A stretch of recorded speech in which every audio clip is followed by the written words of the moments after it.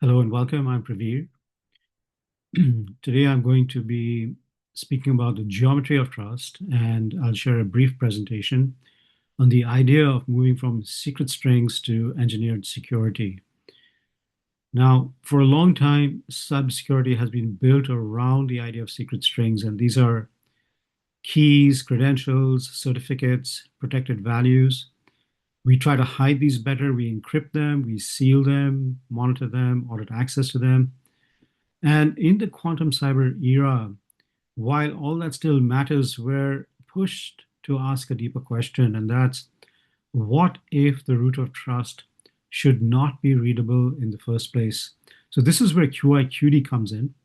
And QIQD is the quaternary interpretation of quantum dynamics. And it gives us the framework underneath this presentation. I'm going to share about 15 nuggets that basically arise from the intersection of considering QIQD with quantum cybersecurity. But for today's purpose, the key idea is simple. We've got a protected system. It's not flat. It has deeper structure, and that's where QIQD basically gives insight into that deeper structure. And as a result, it has governed projection, and there's observable evidence and subsequently lawful action. So this is also where the idea of quantum no-go laws matters. So these are the laws such as no cloning, no broadcasting, uncertainty, no hiding, which arguably arise from this deeper structure that QIQD encapsulates. And rather than treat the no-go laws as restrictions, they become design laws for what must never be exportable and what may leave only as bounded evidence. And I'm going to get into some of the corollaries of considering these no-go laws in the nuggets that I go through subsequently. But essentially, trust does not have to begin as a secret string. That's the bottom line. It can begin as a non-exportable structure with only a control surface exposed for proof. And we already have this idea that's prevalent or visible in matter. So matter has lawful stability. Atoms and structures don't implode into themselves under ordinary conditions. They persist because physical relations hold. And in that sense, security is already a property of matter. So when we talk about the geometry of trust, basically we're talking about taking that deeper security in matter and engineering it into a cyber stack. And that's what we're going to get into now. So let's start with this first nugget, which is the main idea, and that's security as geometry. So security is usually treated as something added after the system is built. So we add encryption, we add policies, monitoring, logging, and so on. But QIQD pushes us to ask a deeper design question. What is the shape of the system itself? In QIQD, as I said, a protected object is not flat. It has deeper structure. So there's intermediate layers, there's seed-like constraints, there's an observable surface. So this means that security then is partly about controlling how deeper structure is allowed to become visible. So when I say security as geometry, I mean the rules of movement between the inside and outside. So what is it that may surface? What must remain hidden? What must never become a transcript? And essentially, what this means that a secure system should not just tell a better story about compromise, because that's what we do right now. Its form should prevent the wrong kind of exposure in the first place. So let's get to this idea about the uniqueness, which should not begin as a string. So in many systems, trust starts with a value. We've got a key, a seed, a password, a credential. But once trust begins as a readable value, then security becomes a race between basically keeping that value hidden and attackers trying to expose that. So QIQD shifts that starting point. It treats a seed as a projection of deeper uniqueness and not as the origin of uniqueness itself. So seed is not a better password. It's a deeper structure made usable through a governed surface. And this idea of a governed surface is really important. I'll be coming back to that in future nuggets. And this distinction matters. The surface, because the surface can be checked, it can prove continuity, it can show that the system is still bound to its root, but the root itself does not have to be exported. So the question then changes from how do we protect the secret to how do we verify the root without turning it into a secret string. Now let's connect all this to quantum security itself. So today we often split the conversation. We've got QKD or quantum key distribution, and that's treated as a physics side. We've got PQC or post-quantum cryptography, and that's treated as the algorithm side. So you've got hardware security then and governance that sit in their own lanes. And QIQD begins to bring all these pieces together into one trust stack.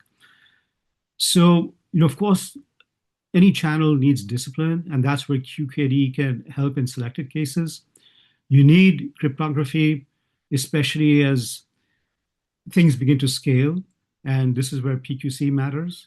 But underneath both, we need a root of trust that doesn't collapse into a readable value. And so it's not about physics versus code. The point is about having one architecture. You've got a non-exportable root, you have a governed surface, you have bounded evidence, and then you've got continuity across the system.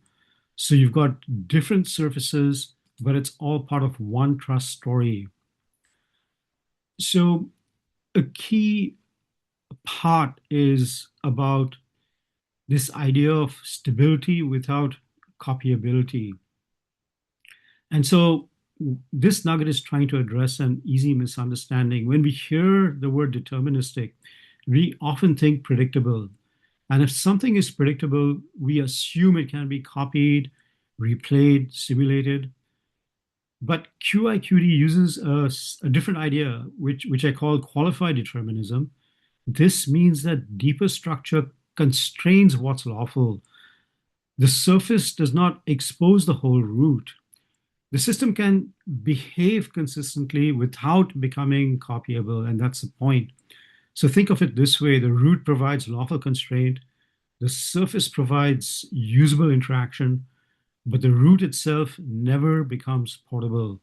So the system can sign, attest, authorize, verify without ever handing over the thing that makes those actions trustworthy.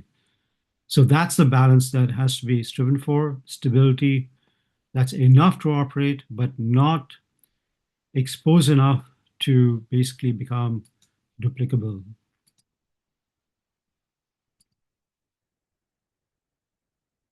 So moving on to the next nugget, that's about receipts. We know that every real security system needs evidence. Operators need to know whether a device is healthy, whether it's current, has its lineage been preserved, is the surface still bound to the root? The problem is that any kind of evidence can become a leak. So if a system exports more and more detail, then verification can basically become a channel for reconstruction. So QIQD avoids this by keeping evidence at the governed surface. So what leaves is not the deep structure. What leaves is a bounded receipt. And this receipt is saying something very specific. It's telling you about the health of the device, the epoch, lineage, the congruence. So it's basically proving enough to support trust, but not enough to recreate the protected object. So the underlying rule, if you will, is evidence should really get more useful with repetition, but not more revealing. Now, integrity is often treated as a story problem. So, what do I mean? So, you have logs that line up, you've got signatures that are verified, you have the timestamps that look right, the dashboard is all green. But what happens if the attacker can influence a system that produces the story? And that's the point. So QIQD pushes integrity deeper. The question is not, do the records agree? The question really is, does the structure still hold? Is the surface still bound to the same root? Has lineage moved forward without rollback? Does independent receipts, or rather, do independent receipts still agree? So that's what structural integrity is. So while a clean story is helpful, it's not enough, uh, because a polished narrative can always be forged. However, a broken invariant is much harder to hide. So integrity becomes less about persuasion and more about contradiction. So let's move to this idea of uncertainty, which is one of the quantum principles. And usually uncertainty is treated as a problem. So we want cleaner signals, we want more precision, we want more visibility, but QIQD turns that around. It says uncertainty can be part of the boundary. So if you've got a protected object that has deeper layers and only a governed surface, then not every question should be answerable with unlimited precision. Some questions are safe, but some simply over-resolve the protected object. So a well-designed trust surface should let legitimate inquiry pass, but invasive inquiry should create strain, and that's the idea of uncertainty becoming sensitivity. So the system then does not have to wait for total compromise. It can detect pressure of someone trying to learn more than basically what the interface is designed to reveal. And this gets us to the idea of entanglement. So the other quantum principle that is important to consider in a quantum cyber system. So entanglement's often described as a very powerful quantum resource. So here we want to use it more narrowly. So in QIQD entanglement, it's not just one visible number. It's treated as a layered evidence object. So basically, there's the observable surface, but there's also a deeper protected relation behind it. So the security value is this: the covert touch should not remain silent. So if there's any covert touch, it should not remain silent. That's the point. And this is where all the no-go laws become instrumental.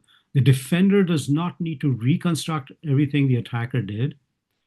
That would reveal too much. It's enough to see that a protected relationship has basically deformed outside its lawful envelope. So disturbance becomes a bounded evidence signal. And while this does not replace cryptography, it becomes one evidence family inside the broader trust stack. The next nugget really gets to the idea of matter arranged against transcription. So hardware is often treated like a vault. So you put the secret inside, you make it hard to extract, and that's useful, but it still assumes there's a readable secret somewhere in the vault.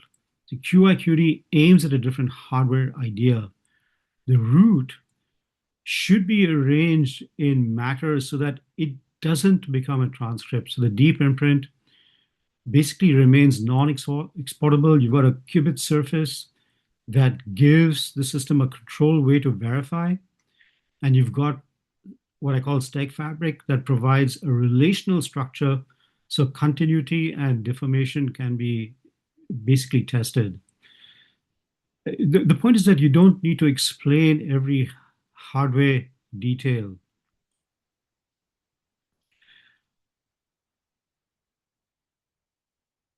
The hardware should not hand out the root.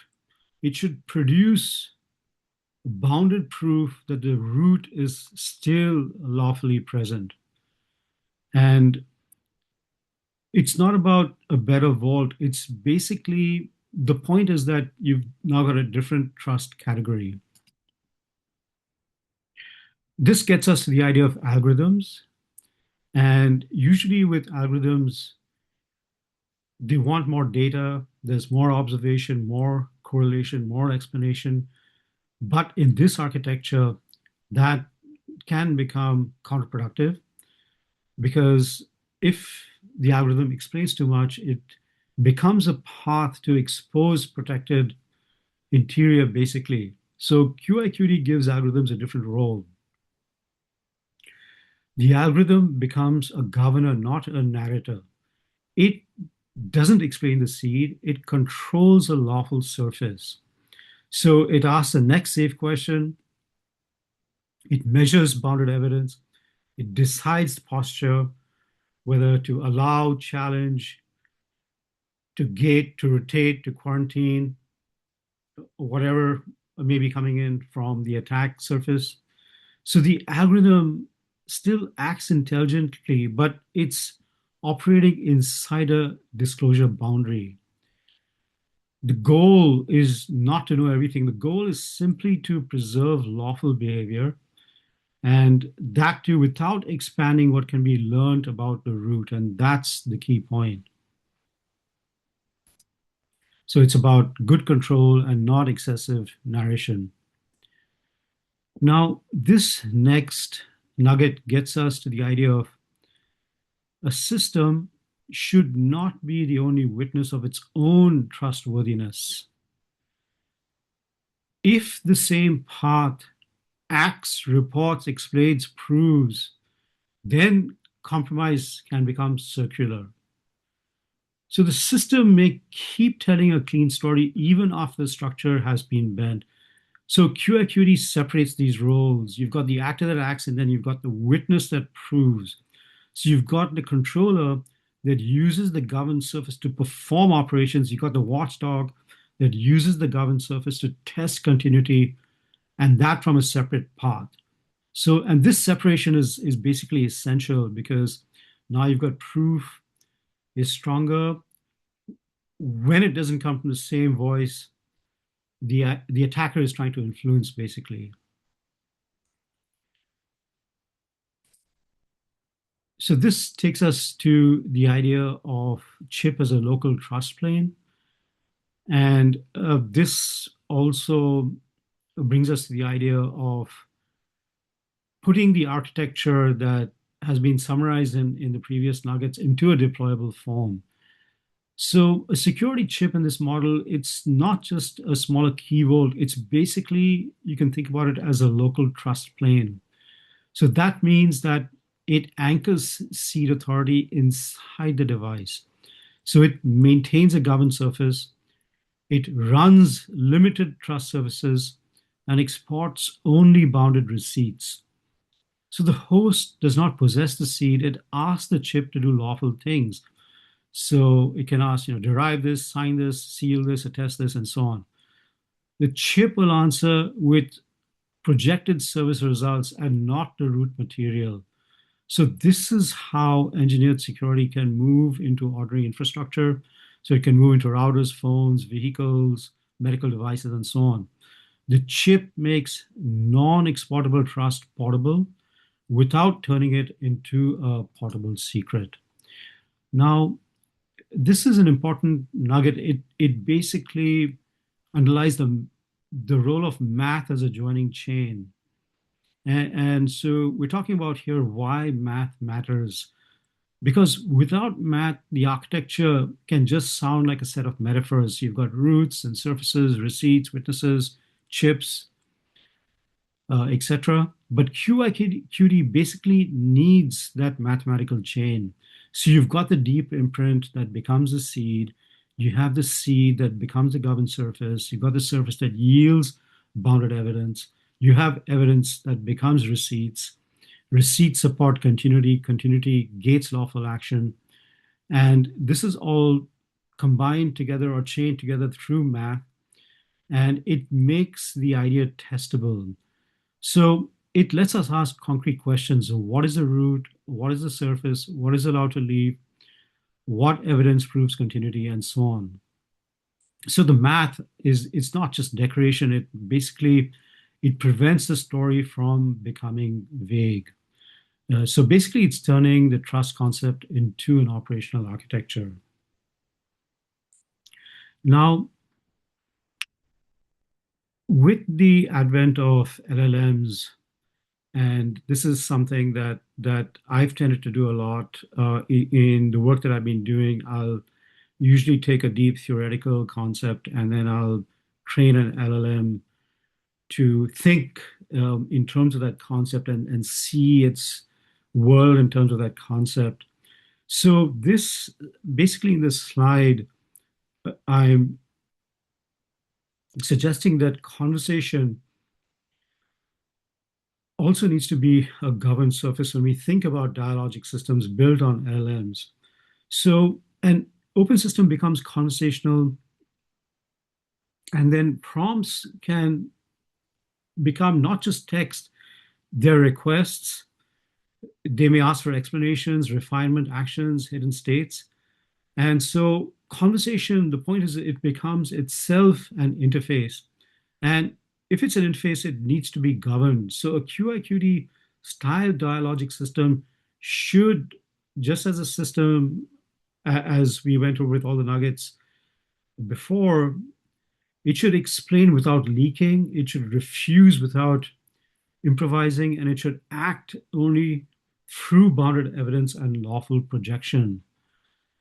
And that's the point of conversation basically as a governed surface.